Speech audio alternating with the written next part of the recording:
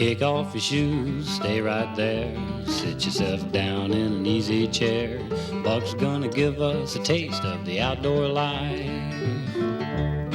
We got ducks to hunt and fish to catch. He might even take us to a shooting match. Let's join Buck for a bit of the outdoor life. Now, if you've been wishing for a little fun, Buck's gonna show us how it's done. There's no better time in the world, you know, than Buck McNeely's outdoor show. We got high adventure with a natural flair. You can see it all from your favorite chair. Let's join Buck for a taste of the outdoor life.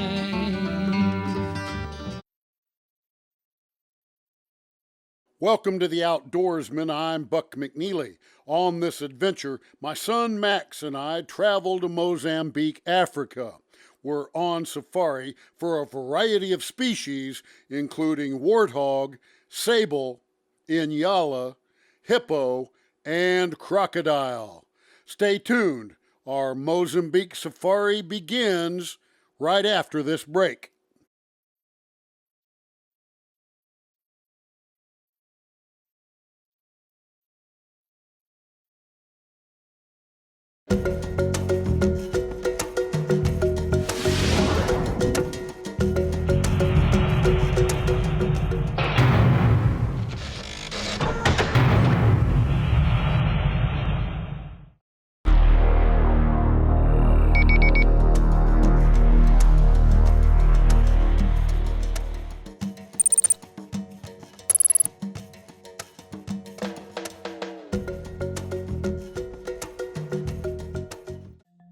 Our adventure takes us to Mozambique, Africa. Located on the southeast corner of the Dark Continent, Mozambique is the 36th largest country in the world and is about the size of California. Our destination is Beira, the second largest city in the nation behind the capital, Maputo. There's over 24 million people in the nation and over 500,000 in Beira. It's also a major shipping port on the Indian Ocean. In Beira, we were met by Grant Taylor, the owner of Mashambanzo Safaris, and taken to one of his many camps in the interior. There we discussed the sport hunting opportunities and his operation. I'd like you to meet Grant Taylor. He's the professional hunter and owner of Mashambanzo Safaris in Mozambique. Great to see you today, Grant. Nice to meet you too, Buck. Tell me a little bit about your operation. How long you been in business? We started our operation in 2005 and we've been steadily growing ever since. Mozambique is where you hunt. Tell me a little bit about Mozambique and the hunting available here in this country. Oh, absolutely. It's been ravaged by civil war up until '92. The peace agreement was signed. A couple of years after that, the first safari operation kicked into gear, and ever since then it's been steadily growing, and it's become quite a big player in the safari industry now. A lot of animal species to be found here, and you've got several camps all over the country. How many? We've got 6 full-time camps. By full-time I mean bathroom, toilet, en suite fixed structures, and then we've got 3 tented fly camps that we use mainly for elephant, for moving around, to give ourselves a little bit of flexibility. Each camp kind of specializes in a variety of species found in that area. Certainly. Most camps have the general bag available, but certain camps are better for certain species. So depending on what you're targeting will dictate which camp you start from. Now, Grant, one of my all-time favorite species is the warthog. Max and I love to hunt warthogs. Do you have some here in Mozambique? Absolutely, Buck. We got good numbers of warthogs. They'll eat almost anything, won't they? Pretty much, yeah. They're very adaptable. It takes a bit of looking around to get a big boar. A big boar to get to sort of 12, 13-inch tusks. He could quite easily be 12 to 15 years old. So it does take them a long time to reach good trophy quality, but you'll see good numbers of warthogs. Grant, in Africa, there's the big 5, the big, bad, dangerous boys, but there's also the tiny 10. Tell me about the tiny 10. It's an interesting one, Buck. Now that people have categorized these smaller species into the tiny 10, it's gained a lot of traction. The tiny 10 is all your small duiker species and a couple of other variants, but all your smaller antelope species. And you've got several of them right here in Mozambique. I think we can do 6 of the tiny 10 right here. First and foremost would probably be the Suni, the Livingston Suni. It's indigenous to Mozambique. It's the only place that you can pick them up, with the exception of just on the South African border, south of Mozambique. There's a couple of places you can pick them up. Very difficult. We have fantastic numbers of them here. You're almost guaranteed to see 100 to 150 a day. Tell me about the duikers. We've got 3 species of duikers here. Most notably would probably be the Natal red duiker, which is another species that's available here in Mozambique and in northern South Africa and the Natal region. Only regions that you can hunt them, and we have fantastic numbers of them. Common duiker, which is throughout all of southern Africa, and then the blue duiker, which is another pretty niche species. They're exceptionally challenging to hunt. They don't have the danger factor that the big 4 or big 5 has. But I love hunting them, and it's really, when you do manage to take a good one, you can feel proud of yourself. You know, you've done a job. All right. Well, I look forward to hunting the tiny 10, and I know Max is going to get in on some of that action as well. No, I'm sure we should be able to tick off quite a few off the list. Thank you, Grant. Pleasure, Buck.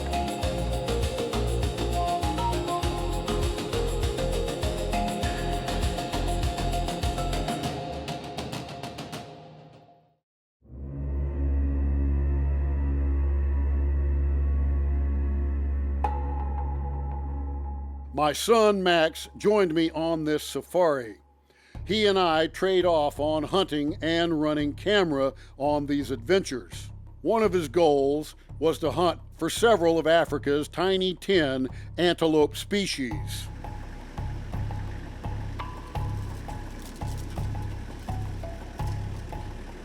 Nice big duiker over there. Take it, Max. Okay.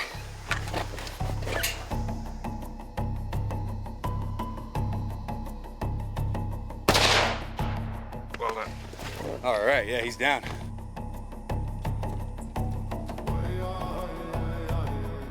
Yep, he did good. Started walking, I gave him a little lead and walked right into it. Lucky to find one of them. You see them, you usually see their tail end. They don't stick around long, so we were fortunate to get a shot. That's why they're called duikers, because that means bush diver. Does it really? Yeah, Oh, they're well, always diving in the bush, Absolutely. right? Yep. that makes sense. So when one presents a broadside shot like that, you're a pretty fortunate guy. I know how elusive they are. It's never easy, so I'll take it every time. Awesome. I was running camera the day it was Max's turn to hunt when we encountered a big warthog in the thick bush. Come up on you, come up on you. Can you see him? Yeah, I see him. And he's a big old pig. All right. I got him. Okay, pop him when you're ready.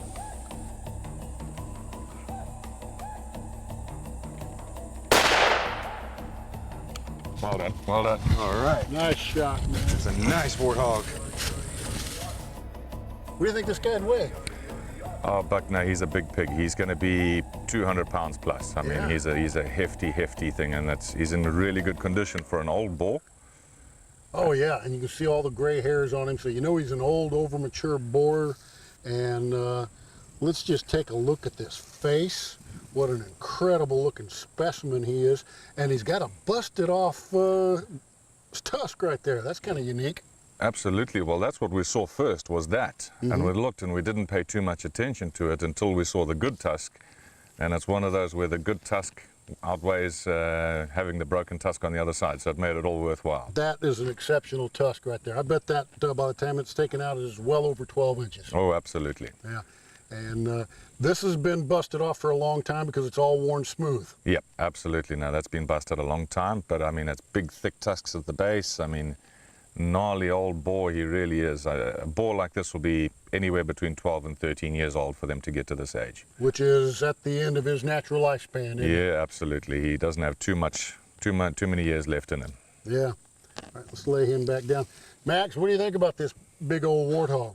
I mean, I've seen some big warthogs, or I thought I've seen some big warthogs before, but when we came up to this guy, I didn't know what to think. I didn't know he was that big. Yeah. I was pretty impressive. Yeah, running through the bush, you never really Can't tell how big they are till you actually get up to them, but I'm impressed. This is a fantastic specimen and another great trophy taken here in Mozambique. Thanks, Grant. Oh, absolute pleasure. Well done, Max. That was a hell of a shot given what you had to work with in this brush around here. You can see it's not easy.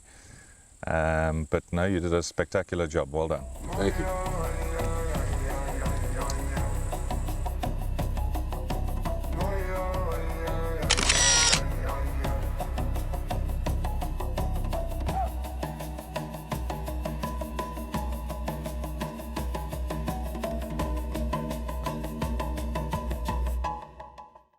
Your mature males are almost jet black.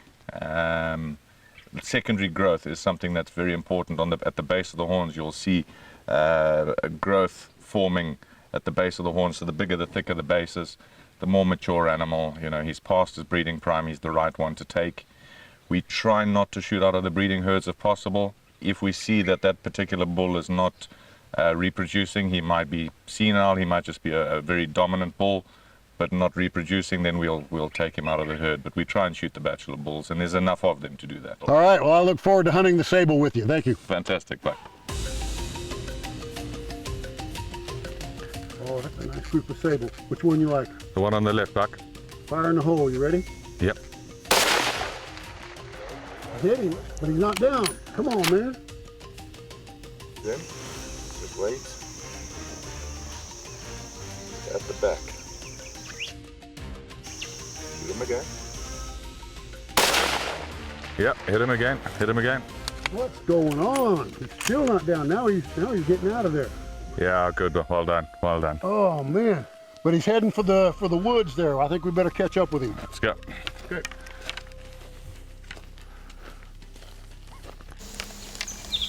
He's coming to the right. Watch this gap here.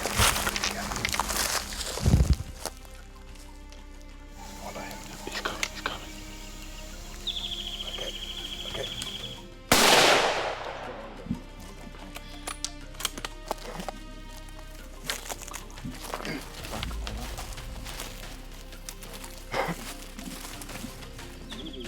He's an old animal, isn't he? Yeah, he's a nice old bull buck. He's got good secondary growth at the bases. You can see here, and you can see where the rings are all worn on the side. Yeah. He's served his time. He's a nice old bull. Which is what we like to look for when we're out hunting, is the old over-mature bulls. Absolutely. That have pretty well gotten to the end of their natural lifespan. Yep. They're not a breeder anymore. He's already out of the breeding herd. He was in a little bachelor group, so he's the right one to be taking. Absolutely. Well, he is gorgeous. Of course, the Sable is always known as one of the most spectacular antelopes of Africa. And this is actually the first time I've hunted one, and the first one that I've had an opportunity to shoot at and take. Spectacular animal. I'm pleased with him. Well done, Buck. Very nice. Thank you. Thank you, Grant, for a great opportunity here in Mozambique, Africa. Well, congratulations. You did good.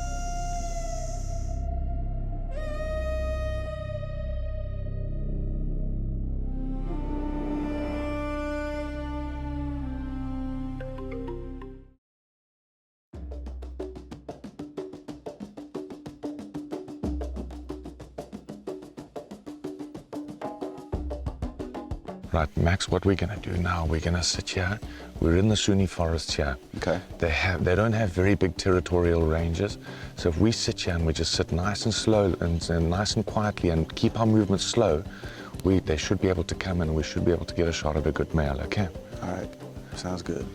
All right, just remember, keep your movements slow. Any quick trigger movements or anything, we'll spark them off and then they'll run away again, okay? Don't want to give him any reason, yeah. Absolutely. Right. But there's a lot in this area. If we just sit quietly for a couple of minutes here, they should start coming in. All right, so it's settled in here.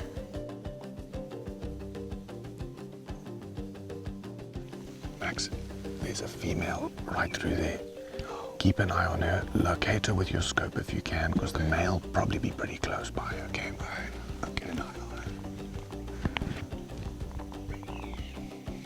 Okay, I see her there. Okay.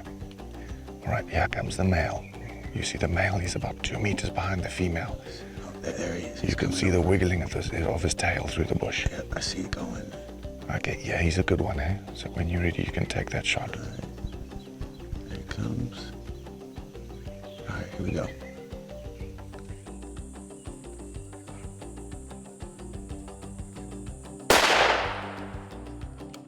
Good shot. You got it. Oh, man. Whew. Little sucker came out of nowhere, but I found him. One shot and he was down. Tough shot through the trees, isn't it? Yeah, it's hard to find him, let alone get on him like that, man. Well, Max, that was a hell of a shot on your Sunni. Well done. Thank you, thank you. He was a tough little bugger. Yeah, we sat here for about an hour and a half in the forests, and they have a small territory. They don't move very far, but they live in thick forests. They're obviously at the bottom of the food chain. Right. So there's a lot of critters trying to get hold of these guys. That's why they don't stand around very long. Any little movement, they're gone. That's why we had to wait on them.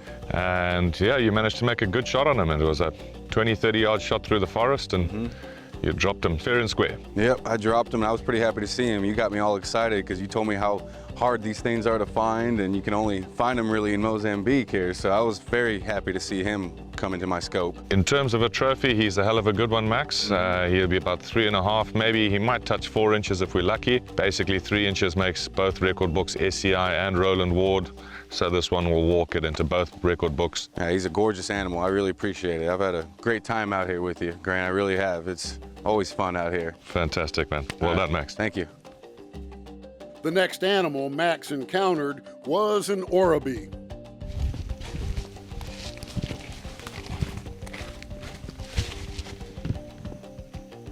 Okay, there's an oribi over there. Let me just check that it's the male. Hold up. Yep, that's him. When you're ready, go ahead and take him. All right, he's a nice one. Nice shot. Down he goes. All right. Well done, Max. Lovely oribi. Thank you, Grant. We saw this guy running through the plains. He stopped just long enough for you to pop a shot, and you knocked him over with one shot. Yeah, he came running out of that tall grass, heard us coming, and gave me just long enough to get him in my sights and take him down. It's been a little bit tough this morning. We've had a little bit of rain to deal with, but we managed to get the job done. It's a hell of a nice oribi. His horns are more or less the size of his ears, which is a good indicator. Yeah, they're pretty much just as long, if not a little longer almost. There's some nice horns on them. And there are not many places either that you can get a good oribi, so... I guess I came to the right place, didn't I? Yeah, absolutely. Thank you, Grant. Well done again. Thank you. Another tiny tin animal Max was after was the red duiker. On the few occasions we spotted them, they were always in the thick bush. Red duiker over there. Oh, he's a big one. All right, I see him. He's going in the trees. Yeah.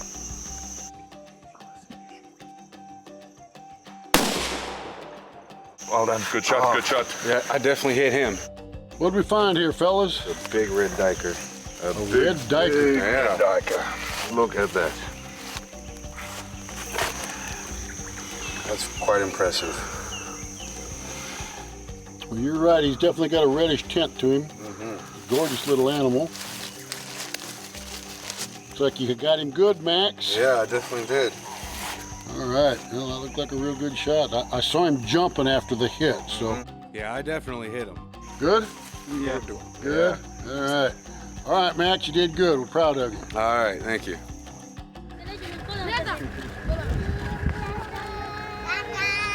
Bye.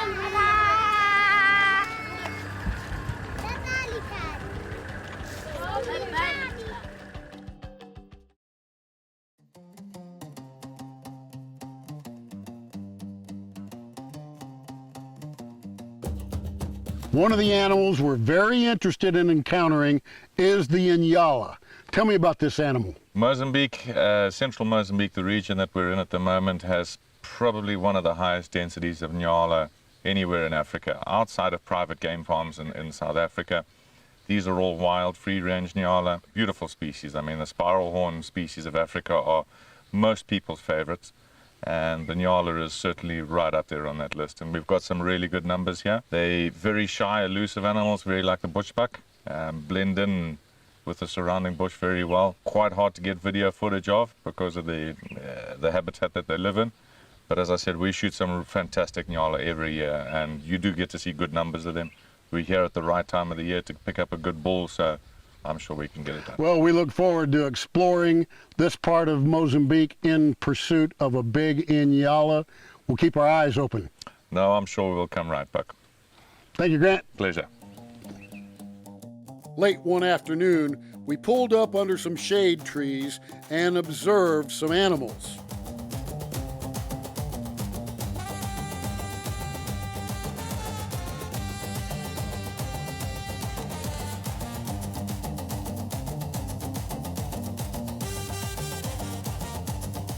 An Inyala cow and her 2 youngsters soon entered the meadow. Oh, it's beautiful. We've got the wind right. Everything's perfect.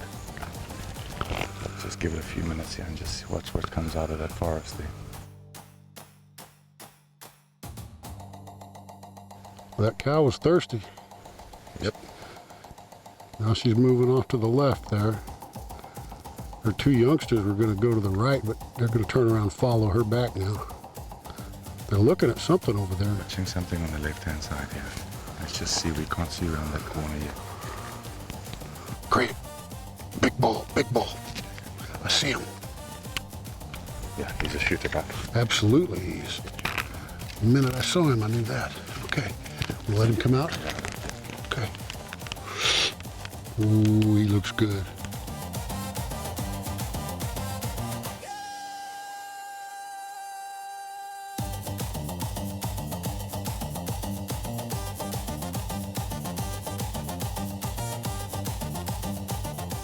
When he stops and you're ready, you can take the shot.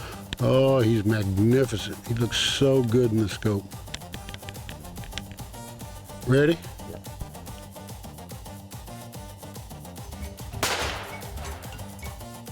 Nice shot. Oh, man. Excellent. He went right down there. Excellent. I feel good about that. Let's take a look at this guy.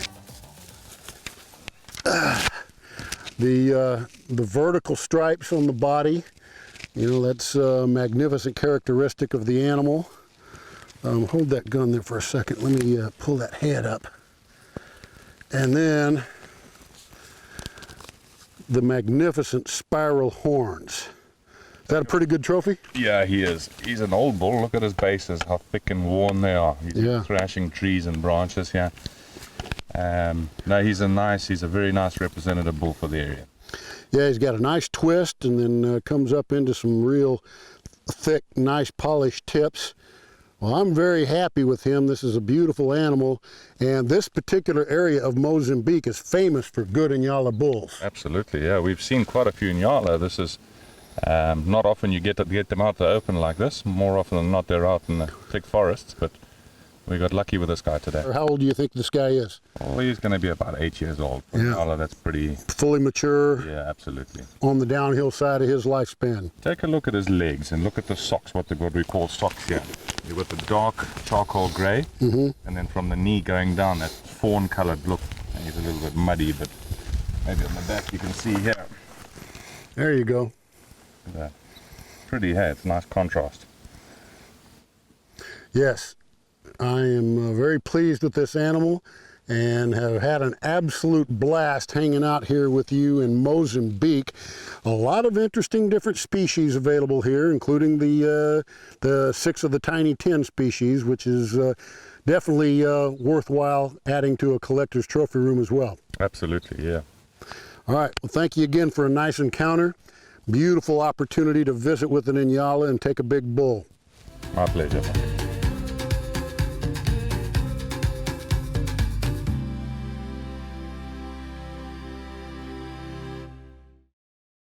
The Zambezi is 1,600 miles long and flows from Zambia to Mozambique, where it empties into the Indian Ocean. It's the 4th largest river in Africa.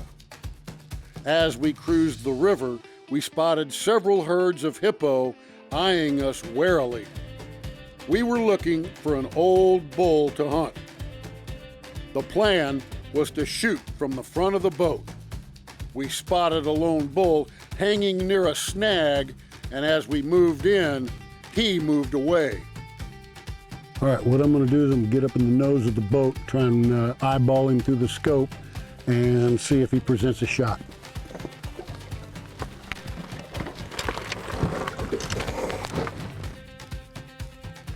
Grant, every time he goes down, it looks like he's moving just a little closer. I think you're right, Buck. It looks like he is coming back again. But let's just see. He might give us a good shot. Just keep following the bow wave. How long can they stay down at a time? Around about 5 minutes. That's impressive. He's not staying down that long. He's coming up. He's a little bit inquisitive because we've obviously, as you said, taken a spot here. He's gonna turn and give me the frontal. Rolling.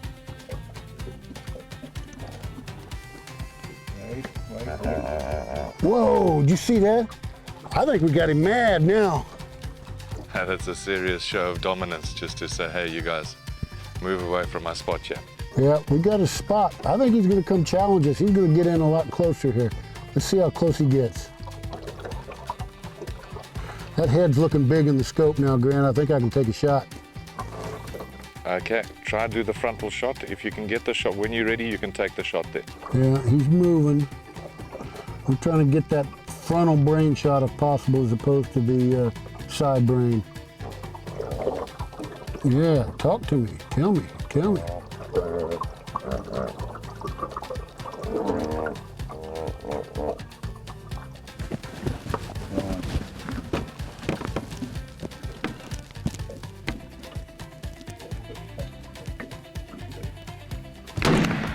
Good shot.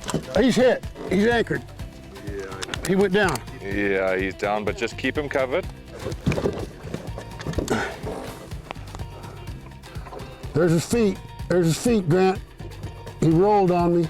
Yeah, just wait for the skull. We don't want to shoot into the body. Wait for his head. If his head comes up, then put a bullet in.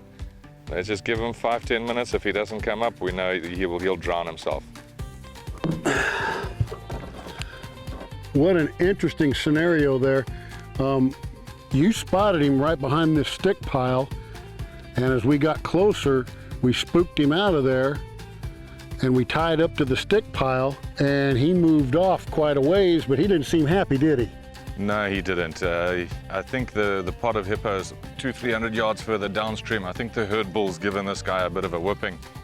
So he's licking his wounds here, sitting in this tree pile, in this pile of sticks here. And I think obviously we took his little spot here, and he decided to challenge us and come back and show his dominance, and he kept coming closer and closer and gave us a nice 40-yard shot. Grant, you told me that hippo hunting was quite a process and quite a project, and I've never done it before, but I'm beginning to find out now. Thank you for the opportunity. This has been interesting. We made the shot out there in the water, the animal died, and then you brought in the crew. Quite a process just getting it to shore. Oh, absolutely. The killing of the hippo is the easy part. It's the getting it to where you see it now. That's what takes time. And there's another step beyond that, and that is the rendering of the meat. Well, we haven't even started the butchering process yet. So Absolutely. What'll this animal weigh? this will be about 17 to 1800 kilos. So in pounds, probably 4,000 pounds, around about there. Unbelievable. They look fat. They don't look like they're very mobile. I assure you, underneath here, there is very little fat. They run fast on land when they want to, and they can literally swim like fish in the water. Absolutely. No, they're a lot more agile than people give them credit. I've seen videos of hippo underwater before, and quite an amazing sight. This is one of the most unique animals of Africa, and without question, an experience that I will never forget. Thank you. Well done, Buck. Great shooting.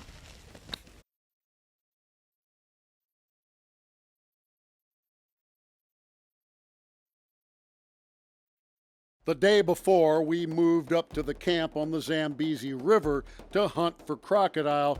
Grant told my son Max to shoot a baboon for bait. Make it count. Put a good shot in there.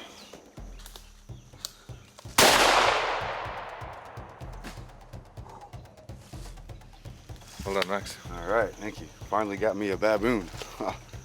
Yeah, and croc bait is the primary reason for this one, right? Yeah, you know, we've seen a lot of baboons, and we thought, well, why not get one, and we'll use it for croc bait. That's going to be one of our next stops, is up on the Zambezi to hunt crocodile and hippo.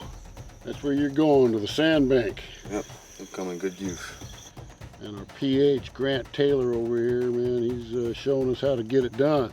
Thank you, Grant. My pleasure, guys. I can only put them there. You guys got to do the shooting, and you've shot well, so. Yeah, you set them up and we'll try and knock them down. The best is still to come. Absolutely. Grant's professional hunter, Frick, had built a blind overlooking the baboon carcass near the tip of an island. We hunkered down for a long wait. A couple of hours of no action, and Grant decided to move out and hunt for hippo. That was successful, and the next day we used a rack of hippo ribs as the crock bait. Within a half hour of getting to the blind, a spectacular fish eagle was the first to join us. A short while later, the first small crocodile made his appearance. Here's a couple more little crocs moving in. Yeah, it looks like the movement's starting now, Buck. The dinner bell has rung. Look off to the left there. I think we got a little bigger croc coming in. He looks like a pretty good croc, doesn't he? Yeah, he's got a nice sized head on him. He's quite a lot lighter than the other ones, so that should help us to sort him out of the crowd there. Lighter skinned, huh? Yeah. Yeah. Look at that one rolling on that bait, Yeah. twisting some meat off. That's cool. Man, that's cool. They can't chew, so they have to do that to rip off a piece of meat. We've left the hippo skin on the ribs, so they're going to have to fight a lot harder to get any meat off. Okay, Buck, he's coming into the bait. Can you get your gun ready there? Yep, is that the one you want to go for? Yeah, we want to go for the light skin one there. Okay, I like him. He's moving around a little bit, but he might settle down. We might get a good shot at him, okay? All right, I like that croc. Let's take that croc. Okay, when you're ready. Fire in the hole. Reload, reload. Reload, pop him again. Straight behind the shoulder. Good stuff, Buck. Well done. He's not moving. I think that first one anchored him. No, you got him. You got him good with the first one. But those insurance shots were absolutely necessary. Grant, this is the first freshwater African crocodile of my hunting career. Thank you for the opportunity. This was a blast. Oh, fantastic. Well done, Buck. You made a good shot. They're difficult shots to make on crocodiles. Well, they don't really give you a lot to shoot at when they're still in the water like that, do they? Absolutely. And the river level's risen 6 inches from yesterday. So what was a nice sight yesterday, ankle deep, was now a foot deep of water. So it didn't help us a hell of a lot. Yeah, we were waiting for him to get his head up out of the water enough to where I could get into that vital area there between the eye and the ear. We stepped this off. 12, 13 feet is what we estimate, right? Yep. It's a solid 4 meters, between 12 and 13 foot croc. Look how powerful and thick this tail is. That's how they propel themselves through the water. And then look up here on the head. He's got a powerful set of jaws and some very thick, sharp teeth, all designed to grip and rend and tear. Absolutely. They cannot chew. It's just a straight open and closed motion. So as we saw when they were feeding on the bait, they get into that roll, and that's them ripping off meat, and then they throw their head out of the water and they gulp it down. Gulp it down in chunks. In chunks. Well, this has been a blast hanging out with you here today in Mozambique, watching the crocodiles in action. Thank you again, Grant. Well done, Buck. For more info on booking a safari to Mozambique, contact Mashambanzo Safaris or their U.S. booking agent, Atchison's, at the following numbers. I'm Buck McNeely. Join me again next time for another exciting adventure on The Outdoorsman.